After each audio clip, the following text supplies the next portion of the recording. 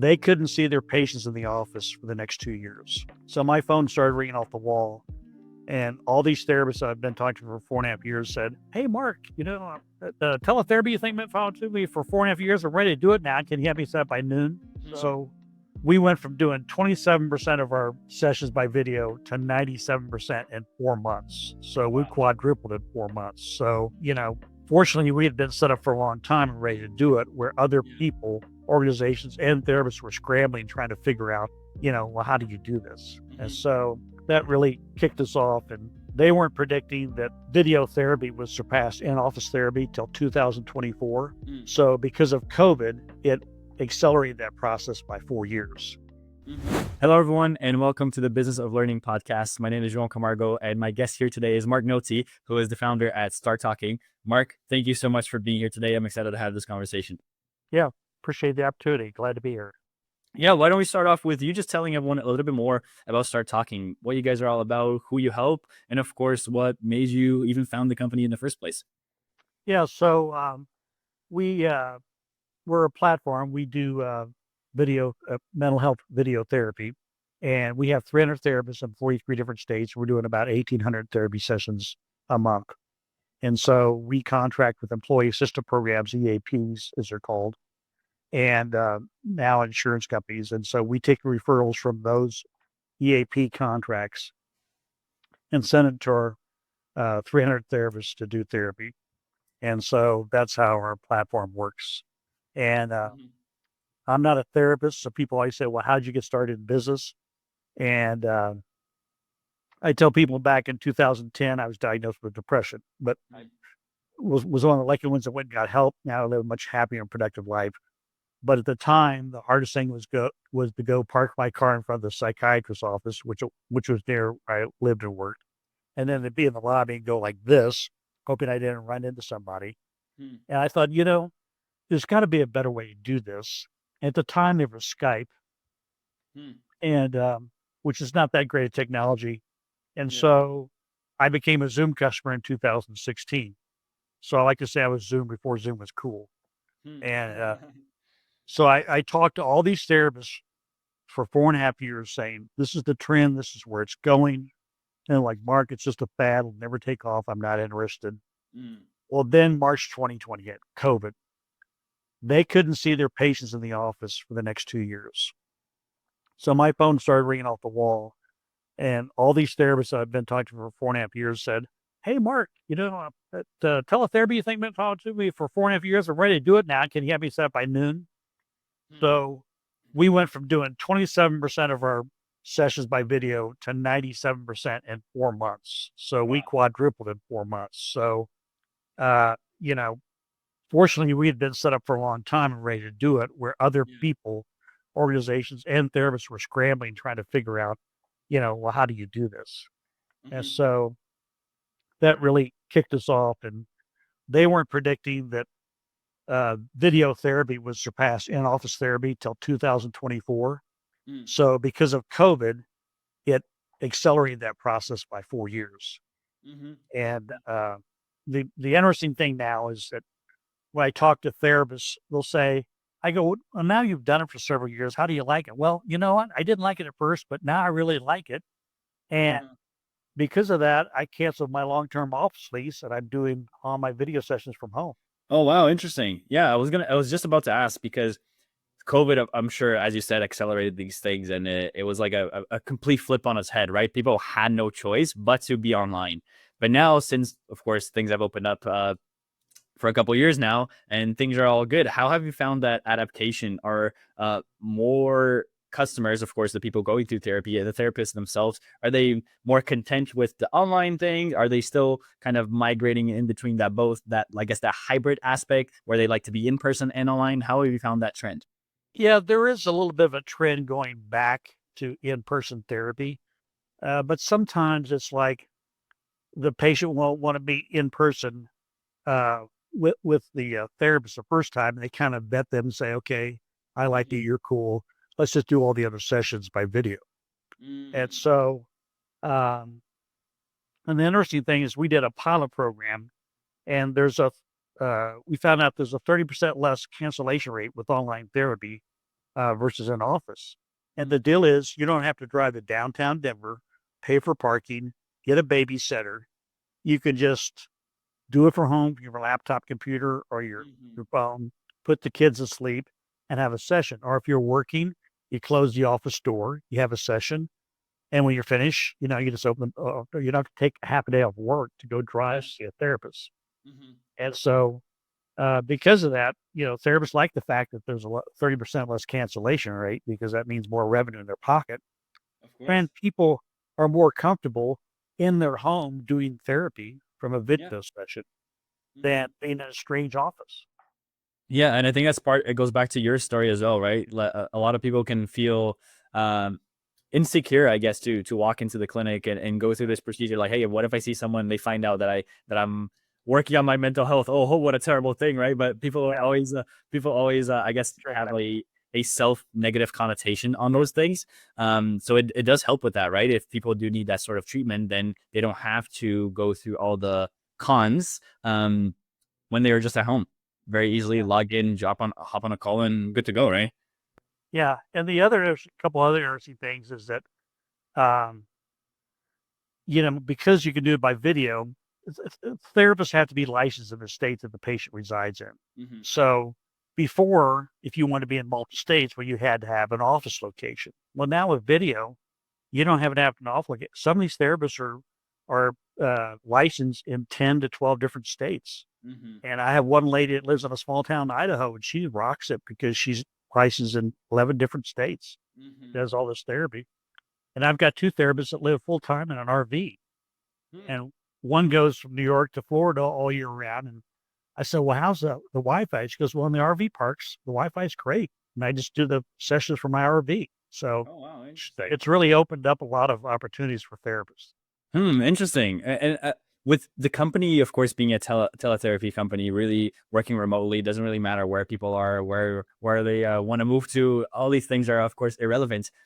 How much are you guys? How much are you adopting and also involving AI into the work that you do to, of course, increase the customer base, but also the therapists that are aware of who you guys are, that you exist, so that they can expand their client base through the work that you do? Yeah, there's a huge opportunity for AI mental health. And I'll just give you a couple examples. Sure. We're using 2 AI products now. Okay. One is a thing that I developed. It's called Therapist Assistant.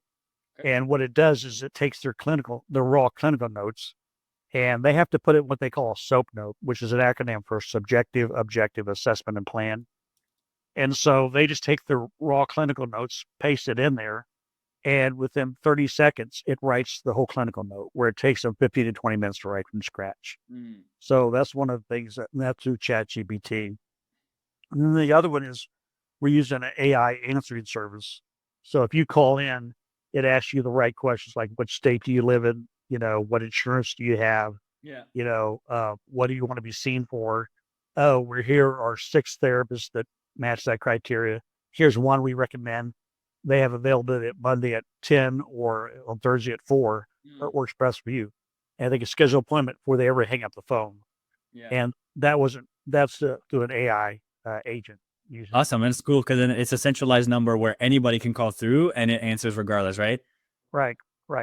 And so That's awesome. people call, weekends, late at night and stuff. It doesn't make any difference because they get scheduled. Of course. Yeah, 100%. As long as it's there. Or we were getting either email referrals or a lot of voicemails, that kind of stuff, and calling back and forth. You're playing phone tag. It just doesn't work out. Yeah, it becomes difficult because not only you miss out on the people who, of course, can bring revenue for the company, but they also miss out on the support that they can get for themselves, right? So it's a double whammy of negativity for both parties, right? So it's an interesting. Go ahead, sorry. Well, I was just gonna say, and the other one is, or there's 2 other applications that we're exploring. One is to help the therapist diagnose the patient. In other words, they can listen to the Zoom session or video session and say, well, the therapist goes, well, I think this patient has depression. Well, the AI will say, yes, there's an 80% chance this patient has depression. So that is confirmed. However, AI detected they also have a 60% chance of having anxiety. Well, the therapist might admit that. And so it's like, wow, okay, I didn't know that. So now I need to address depression and anxiety. Mm-hmm. And then the second application we're looking at very seriously is therapists like the patient to journal in between sessions. So they see him Wednesday to Wednesday. Okay, patient, I want you to journal, for the next 7 days. Yeah. Well, the therapist doesn't want to go through 7 days of journaling. No way. Yeah. So AI can take that 7 days of journaling and say, hey, therapist, of the 7 days of journaling by your patient, here are 4 things you need to address with your patient. In other words, it summarizes that 7 days. So they see that here's the 4 things I need to address, and I'll do that tomorrow when I see them on Wednesday or a regular weekly appointment. Mm. Very, very cool. So it simplifies the entirety of the process, of course, on both the patient side, but of course the therapist side as well. It's like they both uplift each other. That's awesome. That's really, really cool. And how are most of these therapists finding out about you guys and that you guys exist, that they can use a lot of the of course a lot of the tools that you've built to increase their practice, to increase their patients that they are serving as well. Yeah, well, we're doing a combination of several different things. We're doing some just email campaigns where we do a email sequence of 5 different emails we send to the therapist. We get some uh, referrals from our website. Therapists will go on there, and like I said, we have 300 different therapists, and so not only do we have a website, but each therapist has each therapist profile, their picture, Like they're white labeled. yeah, has their own website. Mm-hmm.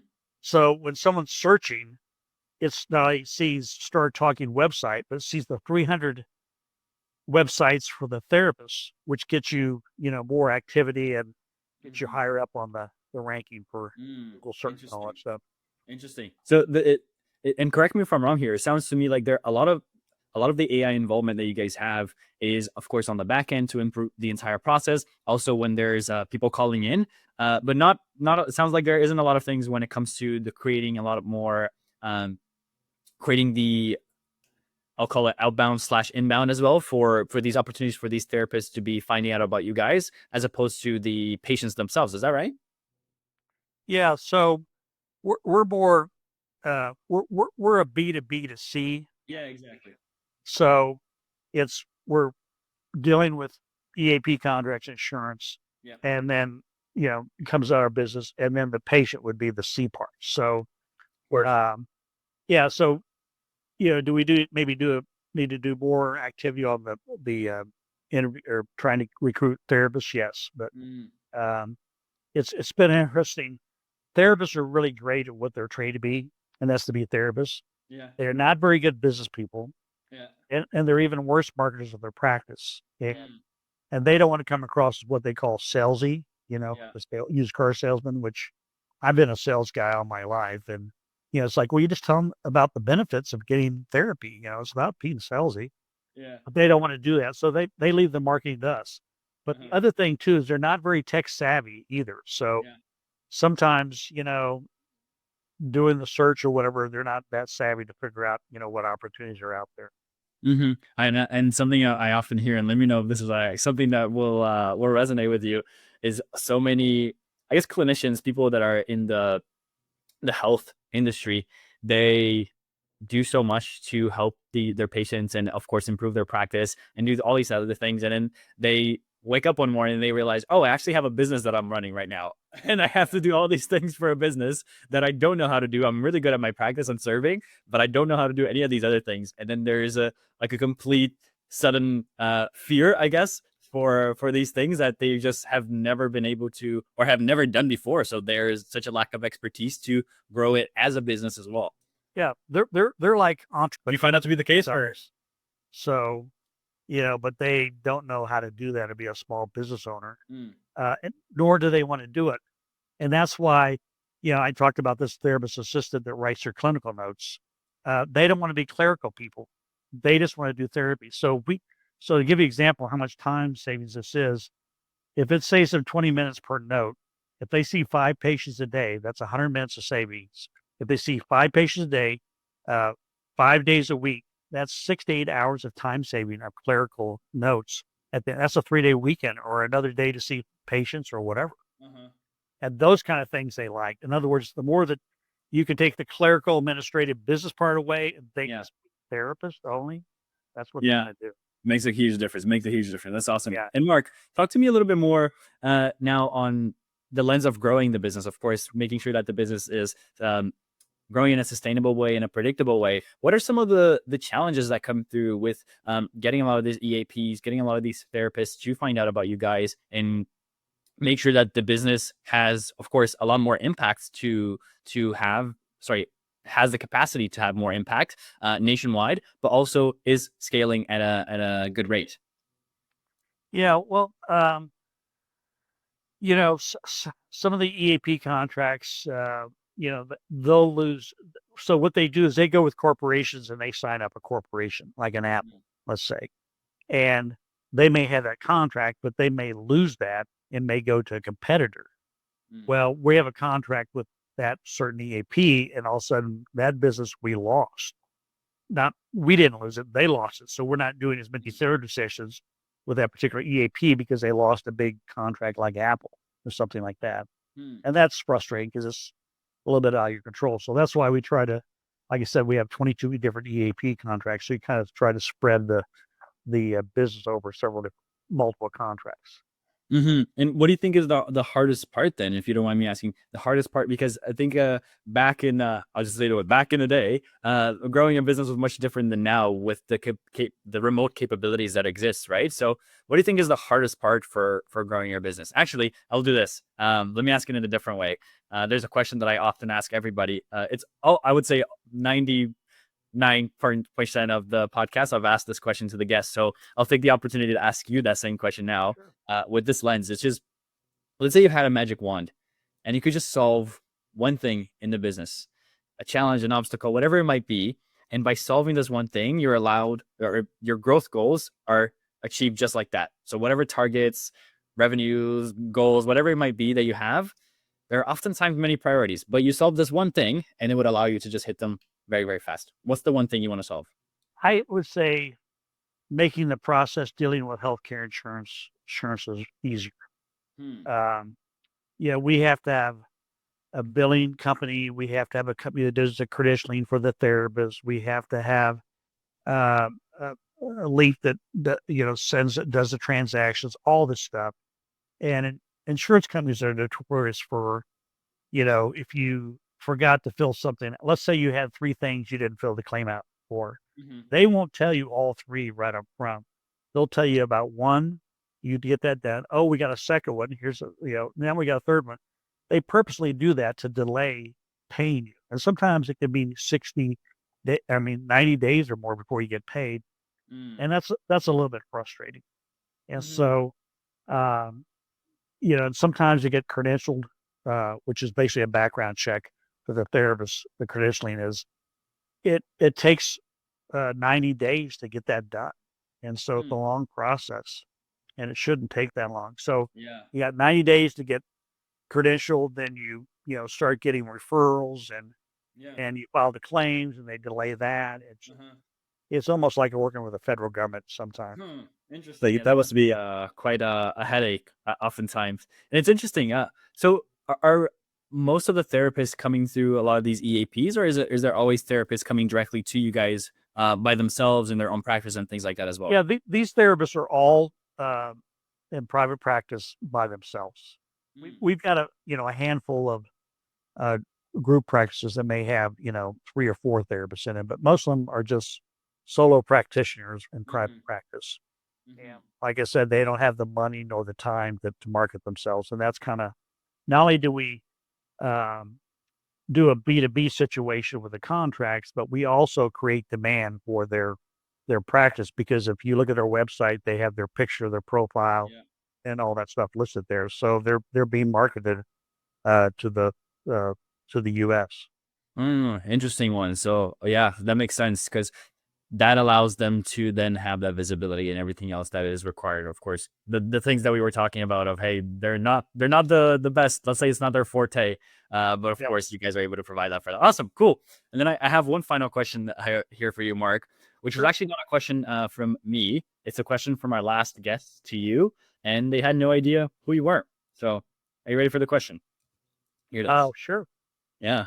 It's an interesting one. Sometimes we have some deep ones, sometimes not so deep. Let's see how this one goes. So, what would you need to change about the business so that the business works for you as opposed to you working for it? That's a great question. And I think what they're saying is that as entrepreneurs, we work too much in the business and not on the business. Yeah. And I will tell you two things. One is we have a team of 6 people. And so people I say, oh, well, everyone's wearing 2 hats. No, we're wearing 5 or 6 hats. Mm. So that's a difficult thing.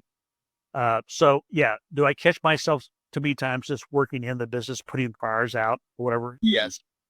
But here's how we're going to solve that.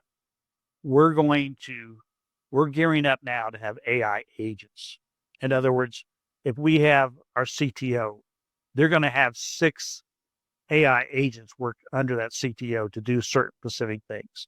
And our director of clinical services, she's going to have, 5 or 6 different AI agents. So the point is, we may be a small organization, but we could eventually have 100 AI agents or a typical of 100 employees working for the 6 human team members. Yeah. And that's going to be huge. That's going to level the playing field between the big boys who have employees and paying big salaries and benefits. For us, we can't afford to do that, but we can have 100 AI agents, which would be the equivalent of having 100 employees. Yeah, and I love that you're saying that because there's so many business leaders, owners, founders that I speak with that are very hesitant about adapting and adapting to AI, but most importantly, adopting AI in their own organization. So it's such a refreshing sound to my ears when you're saying these things, and it's great to hear. Well, in full disclosure, I'm 69 years old, and I'm amazed people in their 40s and 30s like, oh, AI. No, I'm like, hey, I'm the old guy here, and I'm adopting it. And I'm old enough to remember when the internet came out in 1995. And, I was a direct employee at the time, so I couldn't take advantage of that. Mm-hmm. But how earth-shaking that is. And I think AI is going to be 10 times as changing as the internet coming back out in 1995. Maybe 100 times. Yeah, I was gonna say 10 at minimum, like 10-fold probably. So it's great. It's great. To me, it's exciting. A lot of people don't like change, and I get that. But they talk about, well, you can't teach an old dog new tricks. Well, I'm an old dog and I'm learning new tricks. So, exactly. And it's an exciting time. I mean, I wish I was younger so I could watch the whole thing go. That's awesome. It's great to hear that, Mark. Thank you so much for your time. This has been such an awesome talk. Where should people go if they want to learn a little bit more about you, or of course a little bit more about Start Talking? Yeah, so our website is just www.starttalking.io. And if you want to send me an email, it's just my name. It's Mark, Mark.Nolte, Nolte, at starttalking.io. So would love to hear from anybody. And of course, I'm on LinkedIn if you want to connect on LinkedIn. Amazing. Mark, thank you so much for your time. For everybody else that's listening up until now, if you enjoyed this conversation and you want to hear more conversations like this, please subscribe, and I will see you on the next episode. Thank you so much, Mark. All right. Thank you.